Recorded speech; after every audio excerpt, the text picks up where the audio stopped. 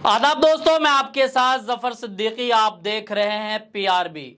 जिस तरीके से हम बात करेंगे आज गुजरात की, क्या कुछ गुजरात से खबर आ रही है। नेता प्रतिपक्ष के जो मुखिया चुने गए राहुल गांधी आज अचानक गुजरात के अहमदाबाद पहुंच गए।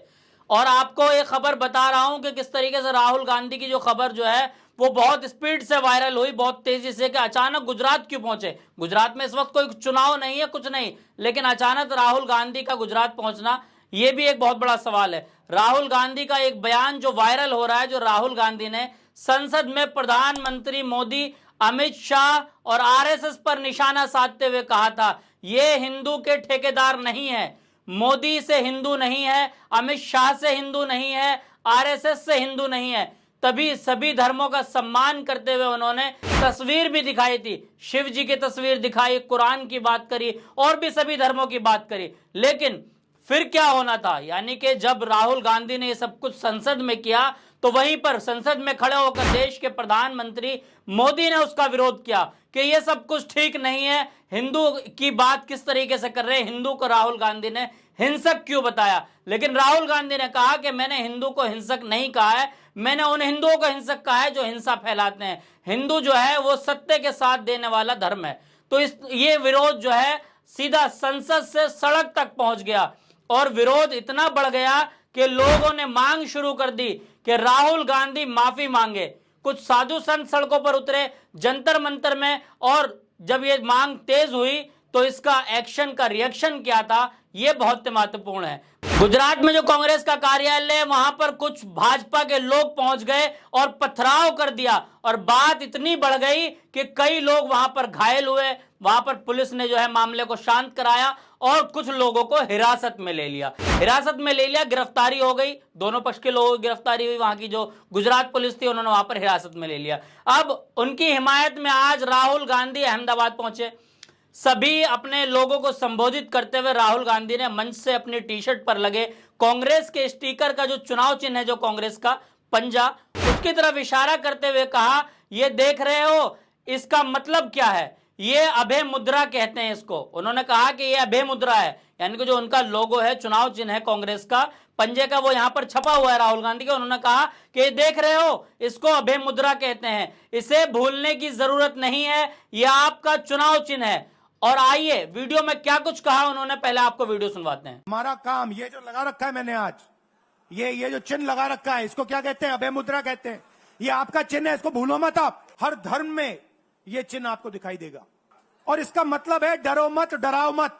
जी हां, देखा आपने पूरा वीडियो, किस तरीके से राहुल गांधी जो है ये कह रहे हैं कि डरो मत, डराओ मत, डरने की कोई जरूरत नहीं। लगातार राहुल गांधी इस वर्ड का इस्तेमाल हमेशा संसद में तमाम सभाओं में कहते हैं कि डरने की कोई जरूरत नहीं है। तमाम धर्मों में लिखा है, ग्रंथों में लिखा है, रामायण में लिखा है, कुरान में लिखा है कि डरो मत। राहुल गांधी डरो मत का जो है नारा हमेशा देते हैं।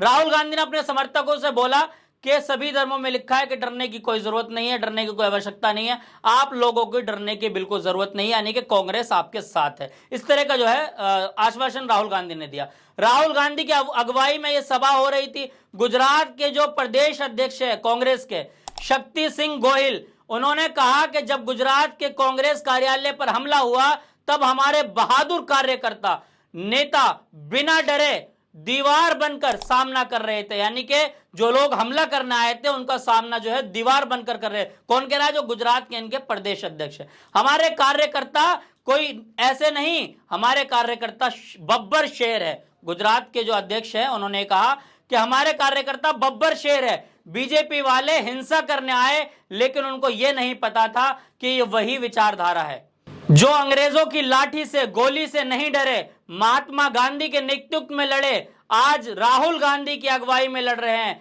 इनका जो वीडियो है, आइए पहले वो भी सुनवाते क्या कुछ कहा गुजरात के जो कांग्रेस के अध्यक्ष है। आए बब्बर शेर छे कांग्रेस ना,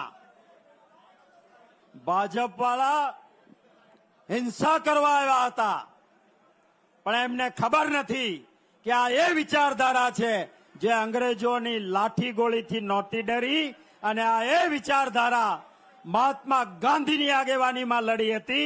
આજે આ જ વિચારધારા રાહુલ ગાંધીની આગેવાનીમાં લડી રહી છે। जी हाँ, ये वीडियो देखिए आपने, क्या कुछ कह रहे हैं। गुजरात के जो कांग्रेस के प्रदेश अध्यक्ष है, उन्होंने कहा कि हमारे कार्यकर्ता जो है वो नेहरू के रास्ते पर चलने वाले हैं, वो जो है डरे नहीं, गांधी के रास्ते पर चलने वाले लोग हैं, डरने की कोई जरूरत नहीं। यानी कि वही जबान जो राहुल गांधी ने कहा वही इन्होंने भी कहा।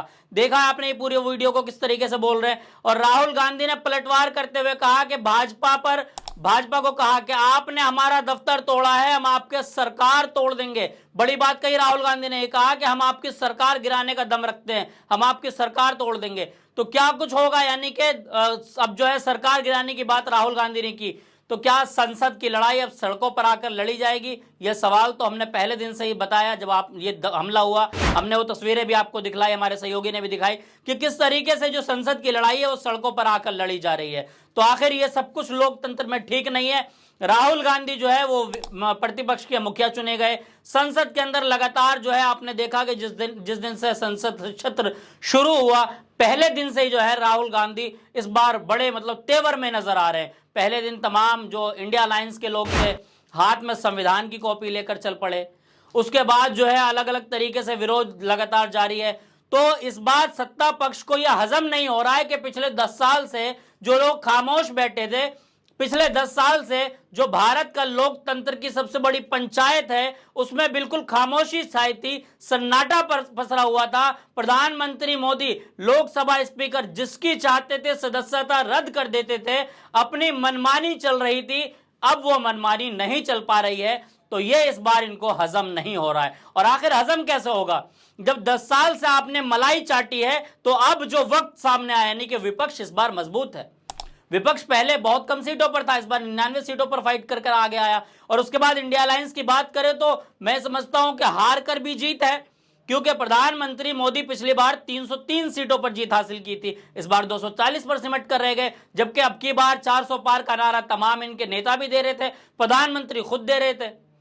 तो क्या इस बार हुआ, यानी कि जो संसद की लड़ाई है वो सड़कों पर पहुंची, लेकिन राहुल गांधी संसद में भी बोल रहे थे डरो मत। और इन्होंने अब गुजरात पहुंच के जो लोग गिरफ्तार हुए हैं, जिनको पुलिस ने अरेस्ट किया, उनके परिजनों से जाकर मिल रहे हैं और ये कह रहे हैं कि डरो मत, डराओ मत, तमाम धर्म के ग्रंथों में लिखा है। तो राहुल गांधी का इस तरह के जो है बयान है वो लगातार वायरल हो रहे हैं, सोशल मीडिया पर पहुंच रहे हैं। तो अब दोबारा संसद सत्र शुरू होना है, तो यानी कि हंगामे की अभी शुरुआत है। इस बार संसद में यह लग रहा है कि वाकई संसद जो है वो सही चल रही है, यानी कि संसद के अंदर ऐसा दिख रहा है कि लोकतंत्र अभी जिंदा है। क्योंकि पहले जब विपक्ष कमजोर था तो लोकसभा स्पीकर जिसकी चाहते थे सदस्यता रद्द कर देते। आपने देखा पिछली सत्ता में, यानी पिछले 5 साल में कितने सारे सांसदों की, लगभग सैकड़ों सांसदों की जो है सदस्यता रद्द की गई। उसके बाद अपने हिसाब से कानून बना लिए जाते थे, क्योंकि बहुमत में थे, यानी कि 303 सीटों पर इनकी जीत हासिल थी। तो क्या इस तरीके की मनमानी इस बार लोकतंत्र के उस पंचायत में नहीं हो रही है? इसलिए प्रधानमंत्री मोदी भी बौखलाए हुए हैं, तमाम भाजपाई बौखलाए हुए हैं। लेकिन राहुल गांधी का कहना यह है कि डरो मत, डराओ मत, वो बार बार कहते हैं, इसलिए मैंने भी 2-3 बार रिपीट किया। तो क्या इस बार संसद जो है वो सूनी नजर नहीं आ रही है और संसद में आगे की फाइट जो है वो इस तरीके से मजबूती से लड़ते रहेंगे? राहुल गांधी ने जिस तरीके से नीट का मुद्दा भी उठाया, आपने देखा होगा। और राहुल गांधी, अभी एक लेटेस्ट हमारे पास अपडेट आई है कि राहुल गांधी 1 से 2 दिन में दोबारा मणिपुर पहुंच रहे हैं। उस मणिपुर जो कि भारत का वो हिस्सा है जो पिछले साल भर से लगभग जल रहा है, लेकिन प्रधानमंत्री मोदी ने अभी तक एक ट्वीट करके मणिपुर की बात नहीं की है, ना संसद में बात हो रही है। अब राहुल गांधी मणिपुर जाने की भी बात कर रहे हैं। तो राहुल गांधी इस बार जो है मजबूत नेता की तरह नजर आ रहे हैं। आप वीडियो को देखकर पूरा आपके मन में क्या कुछ सवाल है, कमेंट बॉक्स में अपनी राय जरूर दें। जब तक के लिए लेता हूं आपसे अलविदा, फिर मिलूंगा किसी वीडियो के साथ। देखते रहिए PRB।